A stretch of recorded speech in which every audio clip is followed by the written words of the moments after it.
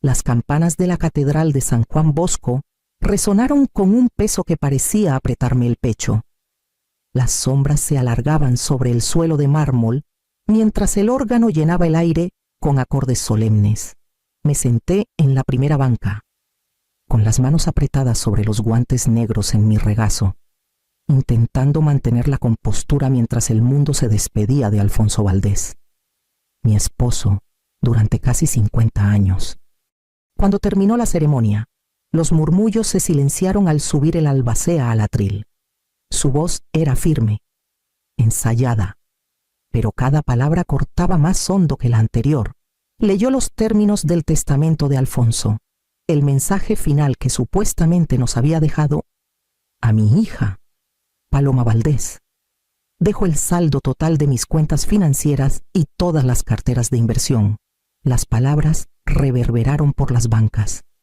Un silencio cayendo mientras las cabezas se giraban.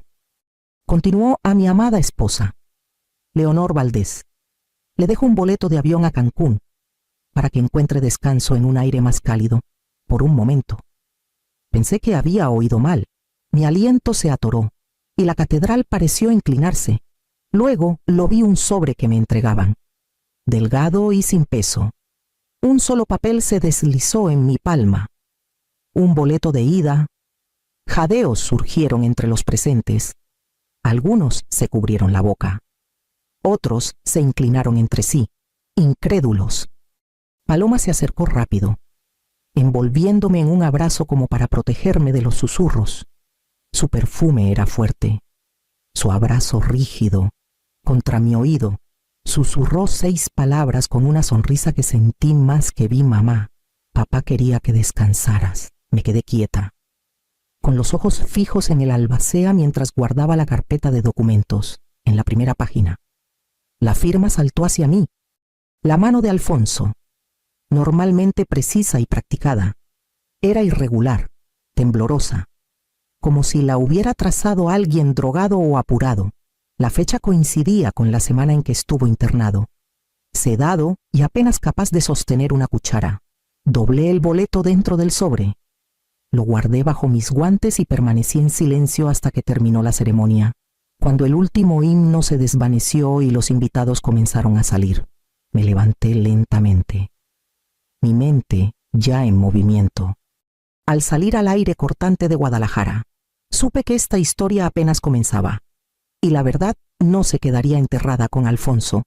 A la mañana siguiente al funeral, manejé de regreso a la casa que Alfonso y yo construimos juntos, ladrillo por ladrillo, la reja principal, que siempre respondía al código que había marcado 1000 veces. Parpadeó en rojo y se negó a abrirse. Lo intenté de nuevo. Nada. Una inquietud punzante creció en mi pecho. Estacioné en la acera y caminé hacia la puerta. La llave de bronce que había llevado por décadas entró en la cerradura, pero giró sin efecto, como si los mecanismos hubieran sido cambiados de la noche a la mañana. A través de la ventana, vi movimientos extraños con camisas idénticas levantando cajas, envolviendo cuadros, llevándose mi vida.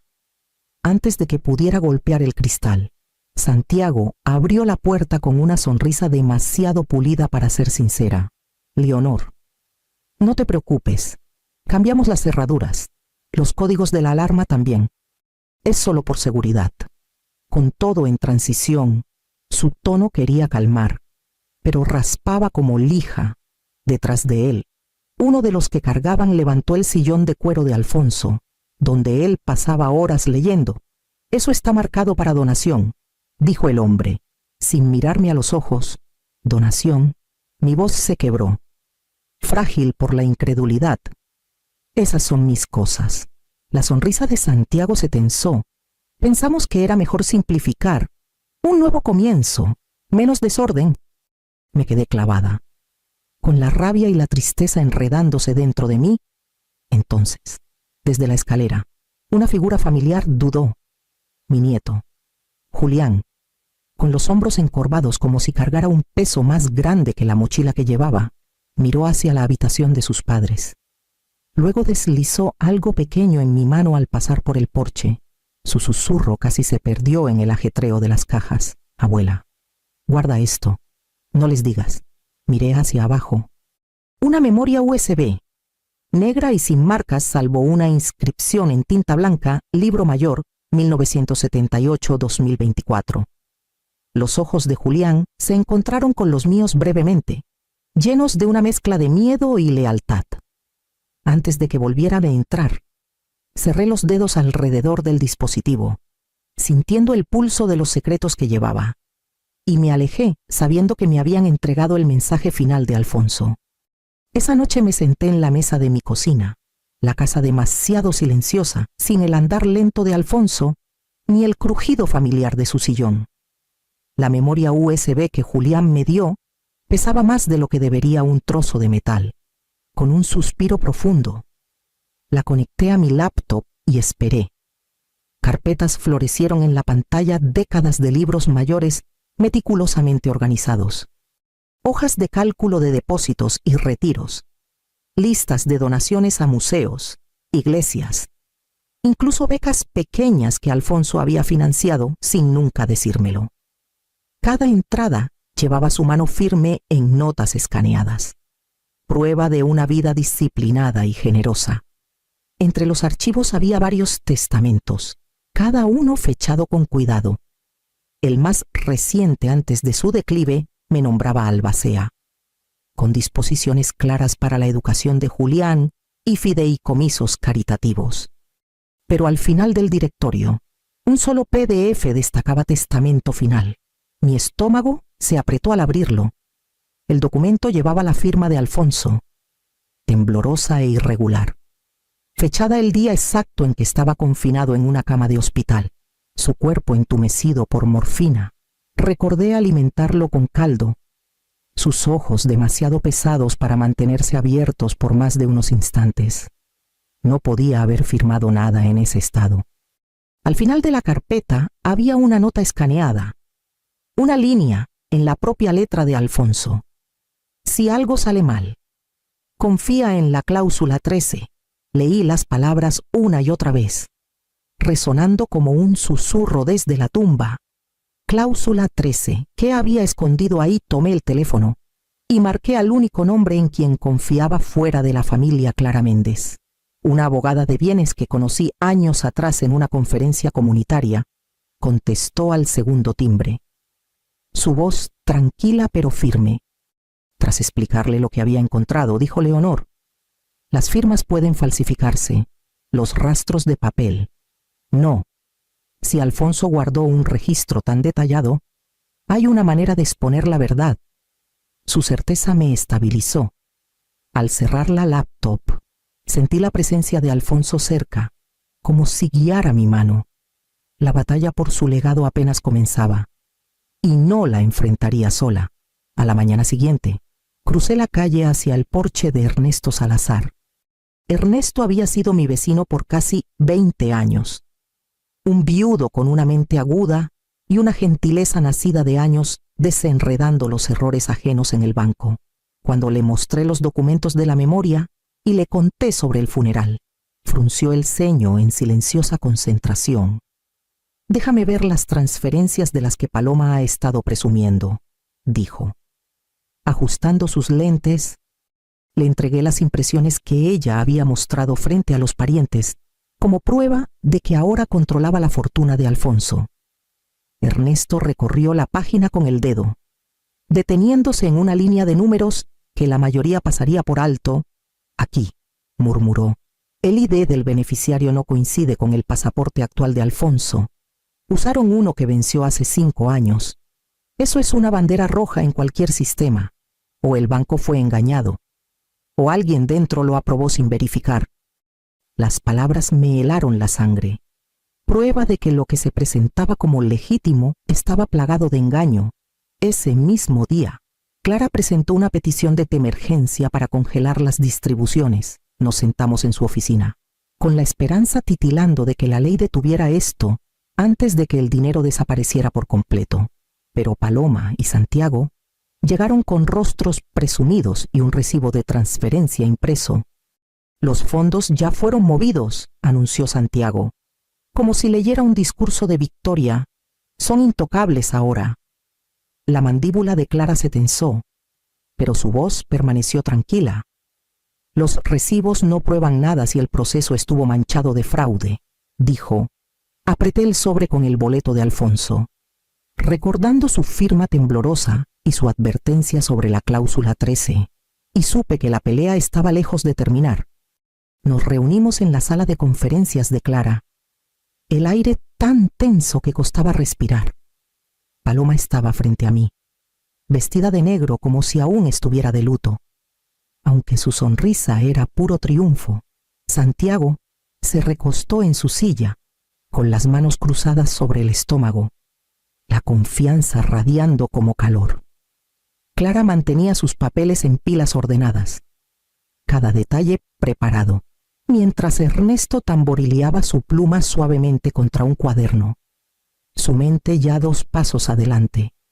Clara comenzó revisando la petición, señalando las discrepancias en los documentos y el sospechoso momento del testamento final de Alfonso.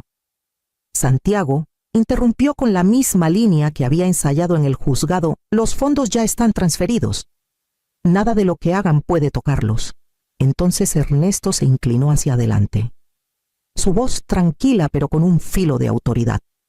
Vamos a confirmar eso, dijo, sacando su celular.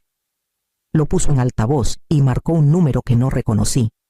Una voz femenina respondió tras 2 timbres. División de Fraudes, Ramírez. Luz, soy Ernesto Salazar, dijo, su tono cambiando al de un mentor revisando a una exalumna. Te entrené hace 15 años. Necesito verificar una transferencia marcada como sospechosa. Una pausa. Luego el sonido de un teclado. ¿Cuenta terminada en 473? Preguntó. Sí, dijo Ernesto. Otra pausa.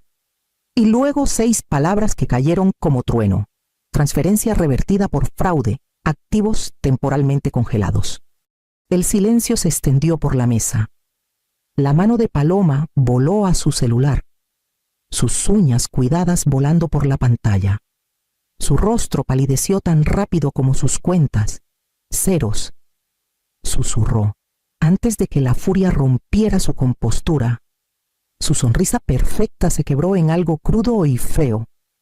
Tomé la mano de Ernesto, la gratitud calentando mi palma. Gracias, murmuré, aunque mis ojos seguían fijos en mi hija. La voz de Clara cortó el aire, fría y medida. Esto no ha terminado. Ahora golpearán más fuerte, le creí. Y mientras la mirada de Paloma se clavaba en mí, supe que la tormenta apenas comenzaba. El boleto había estado en mi escritorio por días. Su papel delgado, un recordatorio constante del insulto envuelto en formalidad. Una noche, incapaz de dormir, abrí mi laptop y comencé a rastrearlo. El recibo de la aerolínea mostraba que no se compró con las cuentas de Alfonso, sino con una tarjeta de viaje vinculada a un nombre oscuro: Estrategias Vega S.A. de C.B. La dirección era solo un apartado postal en Tijuana. Vega, el apellido de Santiago, mirándome como una firma de arrogancia. Llevé la evidencia a Clara a la mañana siguiente. La estudió, con los labios apretados, y de inmediato puso a su asistente a investigar más a fondo. En un día, encontraron la empresa fantasma sin empleados, sin ingresos, solo un vehículo para mover dinero y comprar influencias. Pero fue la grabación de seguridad lo que selló la verdad. Clara la obtuvo de la oficina de seguridad de la catedral. Cámaras montadas en los arcos del nártex. Observamos cómo Paloma, vestida de negro, entregaba un sobre blanco al asistente del albacea. Se inclinó cerca, sus labios moviéndose en un ensayo cuidadoso. «Mamá». Papá quería que descansaras. Las mismas palabras susurradas en mi oído. Las había practicado, las había guionado. Los ojos de Clara se entrecerraron. Esto no fue un error, fue un teatro. Siguió una citación. Bajo juramento. La compostura del asistente se quebró. Admitió que Santiago le había ofrecido 500,000 pesos por desempeñar su papel en el funeral. Leer el testamento alterado y entregar el sobre con esas líneas ensayadas. Su voz tembló al hablar, pero el daño estaba hecho. Su pequeño espectáculo ya no era rumor ni sospecha, era un engaño documentado. Me recosté en la oficina de Clara, el sobre aún en mis manos, ya no un símbolo de pérdida, sino de evidencia. Lo que pensé que era humillación ahora era ventaja, y con ello venía la certeza inquebrantable de que la verdad estaba deshilachando su espectáculo hilo por hilo. Cuando Clara me llamó a su oficina con Ernesto ya esperando, supe que habían descubierto algo importante. Sobre la mesa había una carpeta gruesa con el sello de una compañía de fideicomisos en Tijuana, sus bordes aún rígidos del sobre del mensajero. Clara la deslizó hacia mí, sus ojos firmes. Esto, dijo, es la adenda de la cláusula 13 de Alfonso. Desplegué la primera página. La letra de Alfonso apare woman's clothing, shoes, jewelry, handbags, and big black boots appeared in the margins, firm and deliberate. He had prepared it years ago, hidden away from the main estate files. Clara explicó que la adenda estaba diseñada para activarse solo bajo una condición muy específica si algún heredero intentaba manipular o falsificar documentos del patrimonio. Los términos eran claros. Si se probaba fraude, yo recibiría un fideicomiso vitalicio que aseguraba que nunca me sacaran de mi hogar ni me redujeran a la dependencia. Mis nietos, empezando por Julián, heredarían fideicomisos educativos tan seguros que ningún padre podría acceder a los fondos. Y cualquiera encontrado cómplice en el fraude sería desheredado permanentemente. Leí las líneas 2 veces, las palabras estabilizándome como una mano en el hombro. Alfonso había previsto la posibilidad, tal vez incluso temido que la ambición de nuestra hija se volviera afilada. Había escrito una salvaguarda, no solo para mí, sino para las generaciones futuras. Clara señaló un párrafo cerca del final, el boleto del funeral, la línea ensayada, el albacea sobornado. Esos actos son suficientes para activar la cláusula 13. Ernesto se recostó, con los brazos cruzados, satisfacción brillando en sus ojos. Montaron su victoria, y al hacerlo, firmaron su propia ruina. La próxima audiencia se programó en días. La noticia de la adenda llegó rápido a Paloma y Santiago. Sus fachadas confiadas se fracturaron al darse cuenta de lo que el esquema del boleto había desencadenado. Vi el miedo cruzar los ojos de mi hija, pero fue Santiago quien apretó los puños, ya calculando. Sabía que no se rendirían fácilmente. Tenían demasiado orgullo, demasiado en juego. Para aceptar la derrota que Alfonso había escrito en la ley, Julián vino a mí una noche, con los ojos enrojecidos como si hubiera luchado con algo demasiado pesado para sus 16 años. Se sentó en la mesa de mi cocina. Sacó el viejo celular de Alfonso y lo colocó con cuidado entre nosotros. «Abuela», susurró. No sabía si debía decírtelo, pero creo que el abuelo quería que lo hicieras. Sus dedos temblaron al tocar la pantalla. Abriendo un archivo etiquetado solo con la fecha, la voz de Alfonso llenó la habitación. Frágil pero inconfundible. Julián, si tu madre alguna vez convierte la codicia en su brújula, recuerda, confío en tu abuela para protegerte. El sonido áspero en su garganta, las pausas para respirar. Me decían que fue grabado en esos últimos días en el hospital. Las lágrimas nublaron mi visión. Escucharlo de nuevo fue como abrir una herida y encontrar su mano extendida para estabilizarme. Julián parecía angustiado, como si hubiera traicionado a su madre al guardar esta verdad. Acaricié su mejilla y susurré: «Hiciste lo correcto». Cuando Clara reprodujo la grabación en el tribunal, la sala se quedó inmóvil. Los jueces se inclinaron hacia adelante. Incluso los ojos del alguacil se suavizaron. La voz de un hombre moribundo, calma y deliberada, pesaba más que montones de exhibiciones brillantes.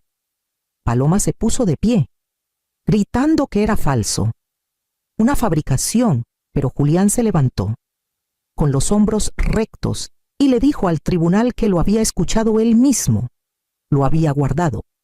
Sabía en su corazón que era real. Su valentía silenció sus protestas más que cualquier fallo.